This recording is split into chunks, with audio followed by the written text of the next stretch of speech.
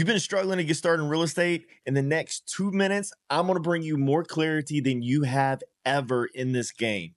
All right, so let's take a look. This is the Deal Boss Investing Discovery Guide. Let's start at the top. Number one thing we got to identify: who is the buyer? So we're going to run through this. Who is the buyer? I am the buyer. Are you the buyer? If you are not the buyer, then somebody else is. And if you can identify that, then you don't know how you're going to get paid. So what makes you think that you need to move forward on any deal?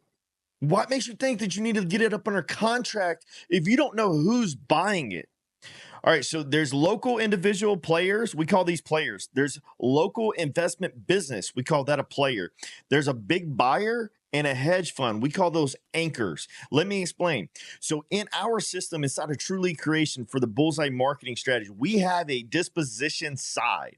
Inside of that disposition side, we rank our buyers in 4 categories. 1, catfish. 2, wild card. 3, players. 4, anchors. What does this mean? Catfish is pretty much everybody you talk to. They're the wholesalers that say they're buyers.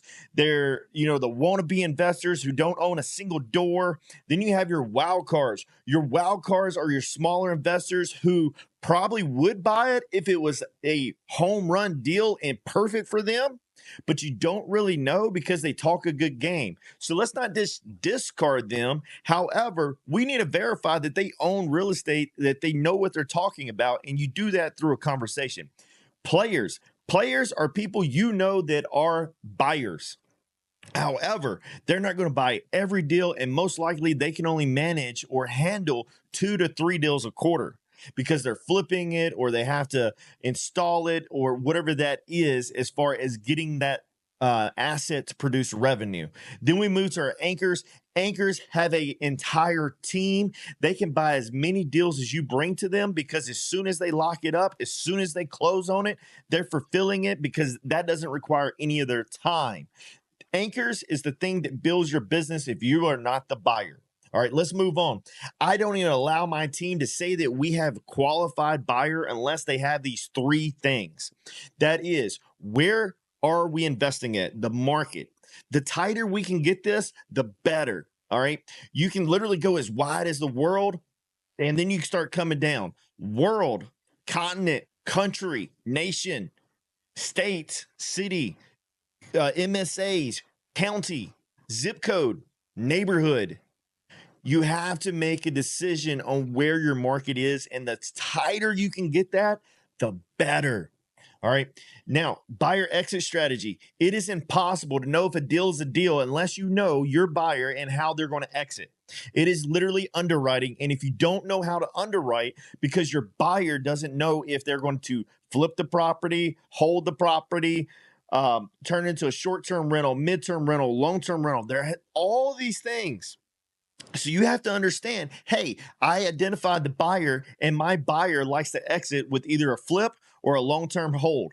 Perfect. So now when I underwrite it, I can bring them the best deals. If you are the buyer, you should be able to answer these questions. If you can't, my friend, let's fix that.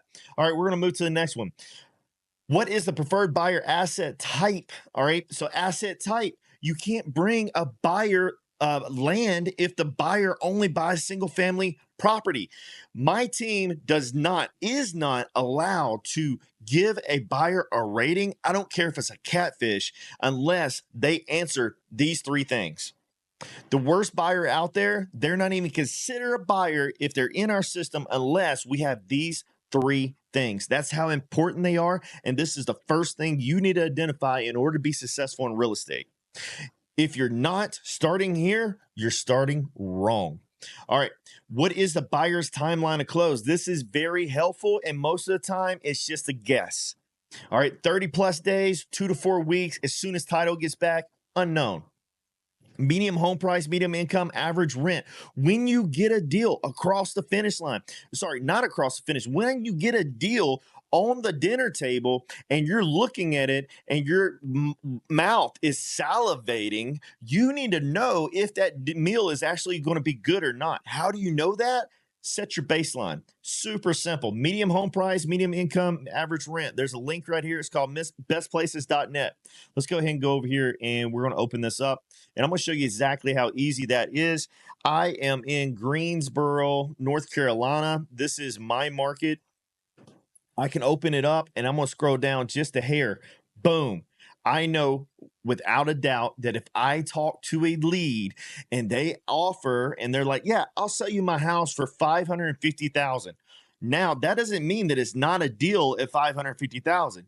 That means that it is above, matter of fact, double the medium home price. So I need to figure out where that fits in the buyer, because if I got to put that on the MLS, my buyer pool just went down.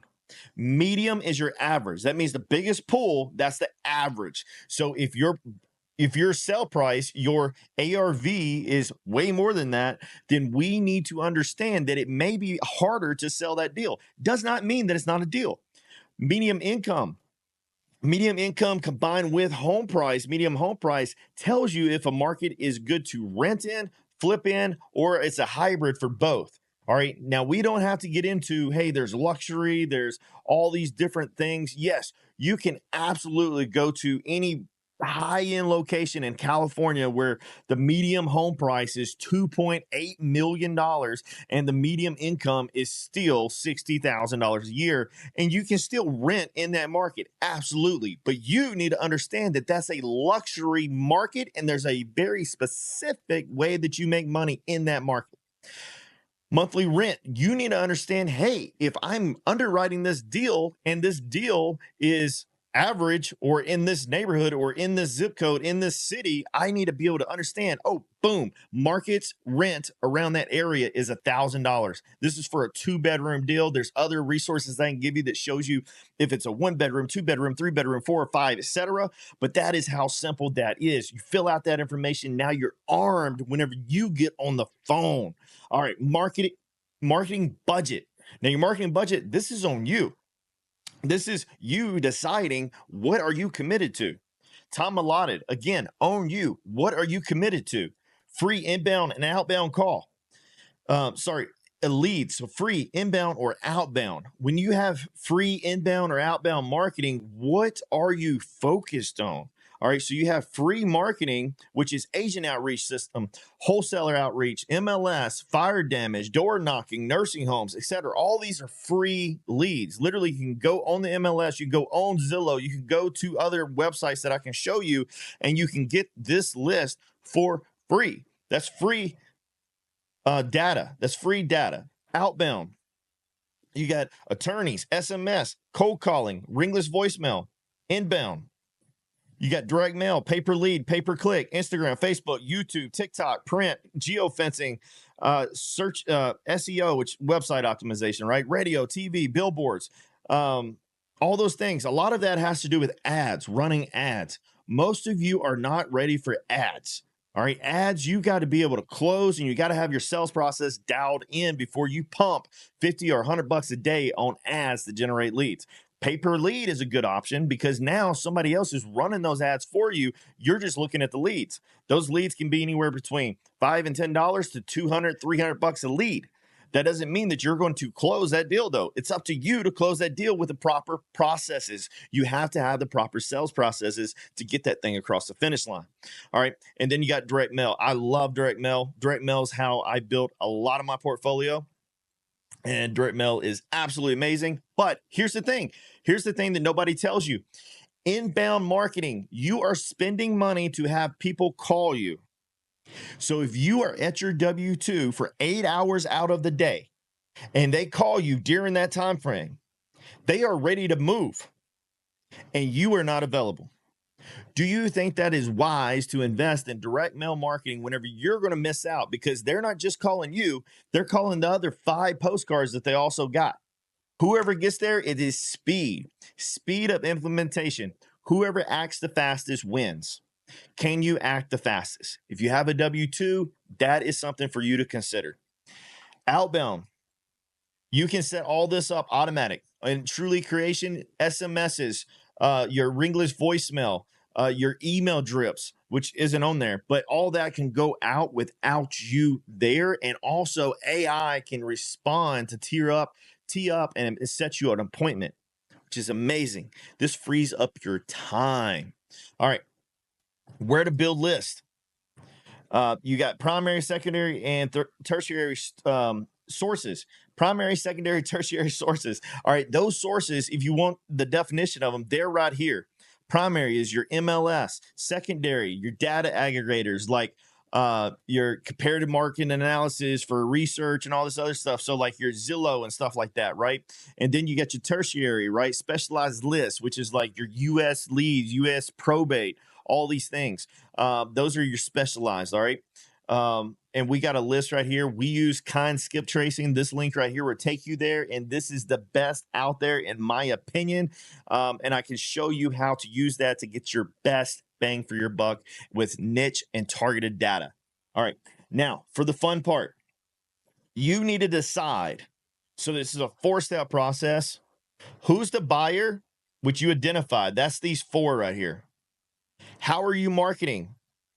That is this section right here, marketing budget and so on. Where are you getting your data from? And now, what problem in the market are you trying to solve? That is what we're trying to identify right now, so you never have to worry about this again. The next time you worry about this is because you're going to the next level and you're literally adding another strategy on top of this. Cool? All right, so financial hardships. These are your lists for financial hardships. Personal life situations. This is your list of personal life situations. Disaster, legal, regulatory problems. All right. There's a lot of good problems that needs to be solved out there in the world, and real estate investors solve a lot of them. The world needs wholesalers and investors to solve these because nobody else is. We know the government's not going to do it, and we also know that the local authorities cannot do it because they are not investors. Banks are not in the business of investing, much less solving these problems. So if you think that, hey, I don't provide value to the market, you absolutely provide value to the market because I just told you how you provide those values because there's no one else out there that does it. The world needs you to become an investor. They need you to wake up every day and go out and hunt and gather and find these problems. That way you can solve them for these American families who need help because they have a foreclosure, they have a short sale, they have tax liens, they're delinquent on their mortgage payments, and they don't know how to get out. Probate, inherited property, absentees, nursing home, divorce, separation, marriage, family growth, relocation, retirement, trust sales, right? Fire damage, flood damage, earthquake, structural issues, environment has vacant and abandoned properties. Vacant and abandoned properties, love that list. Absolutely love that list. All right. Eminent domain, building code violations, evictions, litigation, zoning changes, property tax issues, right? You got all these things. And here's a drop down for you to decide. Cool. So this is how you use the Deal Boss Investing Discovery Guide. All you need to do is put in the action, take action right now, fill this out, and then you're going to have clarity and focus where now all you need to do is move. If you would like to learn more like this, then join the Deal Boss Project, and we're going to hold your hand all the way. Stay blessed.